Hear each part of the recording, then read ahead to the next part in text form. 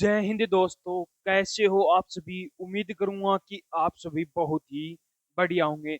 MP महिला पर्यवेक्षक का जिन भी कैंडिडेटों ने एग्जाम दिया है उनके लिए जो रिजल्ट को लेकर एक और बड़ी अपडेट निकल के आ रही है कि जो आपका रिजल्ट है वो कब तक है जारी होगा, और जो आपकी वैकेंसी है वो क्या इंक्रीज होंगी या नहीं होंगी, कितनी वैकेंसी आपकी इंक्रीज हो सकती हैं। और जो महासर्वे हुआ था उसके बाद में जो कट ऑफ का आंकड़ा आपका थोड़ा सा बदल गया है, तो इसकी जो एक सटीक कट ऑफ है इसके अंदर क्या रहने वाली है, तो पूरी डिटेल से इस वीडियो में हम बात करने वाले हैं। तो वीडियो में लास्ट तक जरूर बने रहना। जो कैंडिडेट वीडियो में नए जुड़े हैं वो एक बार चैनल को सब्सक्राइब जरूर कर लेना, जिन्होंने जितनी भी भर्तियों की अपडेट है वो सबसे पहले आपको हमारे चैनल पर मिलती रहे। तो एक बार चैनल को सब्सक्राइब जरूर कर लेना। तो सबसे पहले मैं बात कर लेता हूँ यहाँ पर रिजल्ट को लेकर जो बड़ी अपडेट निकल के आ रही है वो कौन सी है।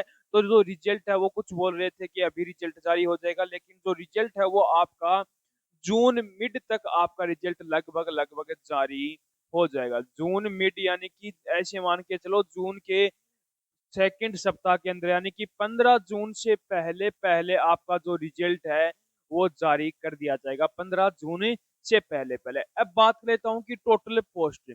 तो अब आपकी जो टोटल पोस्ट है वो कितनी है, 660। इसके अंदर आपकी टोटल वैकेंसी है। अब ये वैकेंसी बहुत से जो बच्चे बोल रहे हैं कि सर ये वैकेंसी 2000 की जाए, यानी कि बच्चे बोल रहे हैं कि आंदोलन कर रहे हैं कि वैकेंसी आपकी 2000 की जाए, यानी कि स्टूडेंटों की मांग है कि 2000 वैकेंसी हो जाए। लेकिन ये 2000 तो न होकर लेकिन लगभग आपकी ये वैकेंसी 1100 प्लस इसके अंदर आपकी वैकेंसी होने वाली है। इसके पूरे पूरे चांस हैं कि आपकी ये वैकेंसी बढ़कर 1100 प्लस से हो जाएंगी।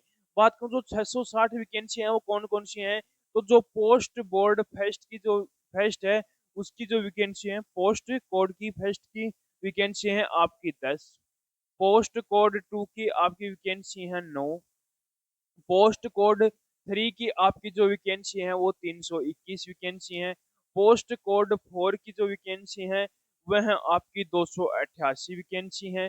और पोस्ट कोड 5 की जो वैकेंसी है वो कितनी है आपकी 32। इसके अंदर आपकी टोटल वैकेंसी है। ये आपकी 660 जो वैकेंसी है उनको बांटा हुआ है post code 1, post code 2, post code 3, post code 4, post code 5 के आधार पर। जो वैकेंसी है वो आपकी 100% चांस है कि आपकी ये वैकेंसी जो इंक्रीज होंगी, क्योंकि बच्चे आंदोलन कर रहे हैं कि जो हमारी वैकेंसी है वो इंक्रीज होनी चाहिए, क्योंकि वैकेंसी आपकी 2000 के आसपास खाली है, लेकिन अब आपकी वैकेंसी 1100 प्लस ही इसके अंदर रहने वाली है।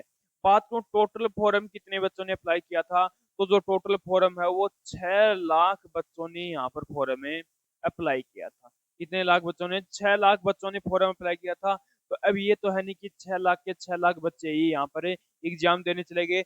लगभग 5 लाख के आसपास बच्चों ने यहाँ पर क्या दिया था, एग्जाम दिया था। अब बात कर लेता हूँ कि एग्जाम का लेवल आपका क्या रहने वाला था। तो एग्जाम का जो लेवल है वो बच्चों पर डिपेंड करता है। जो महासर्वे हुआ था उसके अंदर बच्चे बोल रहे हैं कि सर जो एग्जाम का लेवल है वो आपका क्या रहा है, मॉडरेट रहा है, यानी कि एग्जाम का लेवल मॉडरेट रहा है। अब बात करूं कि एग्जाम कितने मार्क्स का था, तो जो आपका एग्जाम है वो 200 मार्क्स का आपका एग्जाम रहा था। तो पीछे मैंने जो वीडियो डाला था उसके अंदर बच्चों के बार बार कमेंट आ रहे थे कि सर बहुत से बच्चों के तो 170 प्लस मार्क्स से बढ़ रहे हैं, बहुत से बोल रहे हैं कि सर 165 प्लस मार्क्स बन रहे हैं, आप बोल रहे हो 60 वैकेंसी कम है।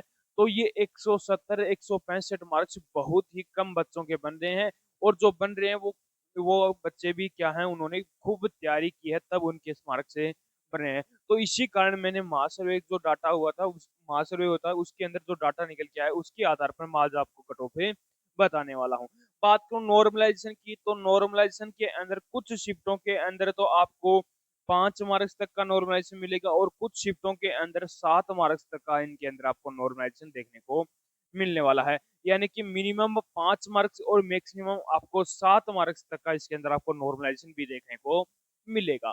तो आपकी रिजल्ट को लेकर जो बच्चे कंफ्यूज थे वो क्लियर हो गए। आपकी टोटल जो पोस्ट है वो आपकी इंक्रीज होंगी, 100% है कि आपकी वैकेंसी जो है इंक्रीज होंगी। टोटल फॉरम और एग्जाम का लेवल है बात को नॉर्मलाइजेशन को लेकर बहुत से बच्चों की बार-बार कमेंट आ रहे थे और बहुत से बच्चे कन्फ्यूज़ भी हो रहे थे, क्योंकि कई जगह आपने वीडियो देखा और क्या हो गए थे कन्फ्यूज़। तो आपकी जो नॉर्मलाइजेशन है वो ऐसे मान के चलो 5, 6, 7 मार्क्स तक का इसके अंदर आपको नॉर्मलाइजेशन देखने को मिलने वाला है। तो अब हम बात कर लेते हैं, जो एक मास सर्वे हुआ था उसके अंदर जो कट ऑफ का आंकड़ा बदल गया था, वो कट ऑफ आपकी एक सटीक कट ऑफ क्या रहने वाली है, उस पर हम बातें करते हैं।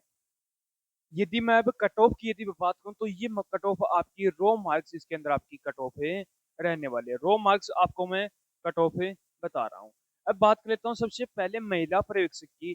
तो जिस भी यूआर कैंडिडेट के 160 से 163 के बीच में मार्क्स बन रहे हैं, वो कैंडिडेट क्या है यहाँ पर सेफ रहने वाला है। प्लस माइनस आपको यहाँ पर 2 करके चलना है। तो यानी कि जिस भी कैंडिडेट के 160 से 163 के बीच में मार्क्स बन रहे हैं, तो वो कैंडिडेट क्या है यहाँ पर सेफ रहने वाला है। वो अपने जल्द से जल्द डॉक्यूमेंट तैयार करवा लो। ओबीसी की बात करूँ तो ओबीसी के अंदर जिस भी कैंडिडेट के 156 से 160 के बीच में मार्क्स बन रहे हैं, तो वो कैंडिडेट भी यहाँ पर क्या रहने वाला है, सेफ रहने वाला है।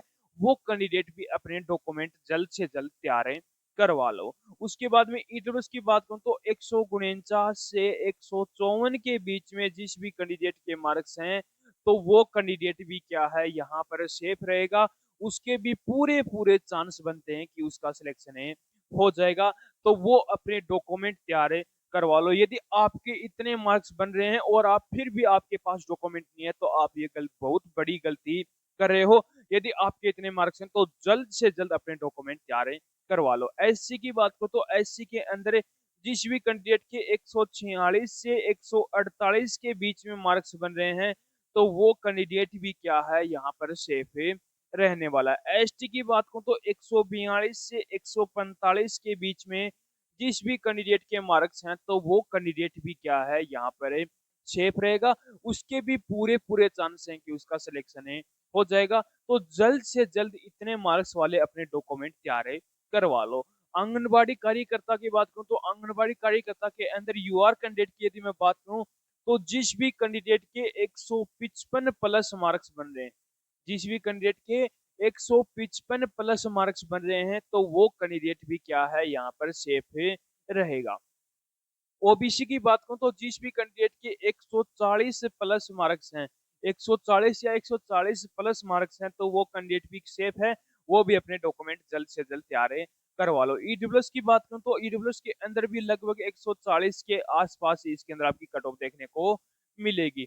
एससी की बात करूं तो जिस भी कैंडिडेट के 135 प्लस मार्क्स बन रहे हैं, जिस भी कैंडिडेट के 135 प्लस मार्क्स बन रहे हैं, तो वो कैंडिडेट भी क्या है यहाँ पर सेफ रहने वाला है। एसटी की बात करूं तो 120 के आसपास जिस भी कैंडिडेट के मार्क्स हैं, तो वो कैंडिडेट भी क्या रहेगा यहाँ पर सेफ रहने वाला है। यदि आपके इतने मार्क्स बन रहे हैं, तो आप जल्द से जल्द अपने डॉक्यूमेंट तैयार करवा लो। ये हो गई अपनी एक सटीक कट ऑफ, यानी कि जो आपका मास सर्वे डाटा के बाद में जो कट ऑफ का आंकड़ा बदल गया था, वो आंकड़ा एक आपका सटीक कट ऑफ है। ये है आपकी जो सटीक कट ऑफ। यदि आपके इतने मार्क्स बन रहे हैं, तो आप अपनी जल्द से जल्द अपने डॉक्यूमेंट तैयार करवा लो। तो उम्मीद करूंगा कि जो आपको हमारा ये वीडियो है वो पसंद आया होगा। तो आप एक बार मुझे कमेंट करके जरूर बताना कि आपके कितने मार्क्स से बन रहे हैं और आपने कौन सी शिफ्ट के अंदर एग्जाम दिया था। उसका रिप्लाई मैं बहुत जल्दी करने वाला हूं। तो उम्मीद करूंगा कि आपको हमारा ये वीडियो पसंद आया होगा। तो एक बार लाइक शेयर सब्सक्राइब जरूर करना और कमेंट करके एक बार जरूर बताना कि आपको हमारा वीडियो कैसा लगा।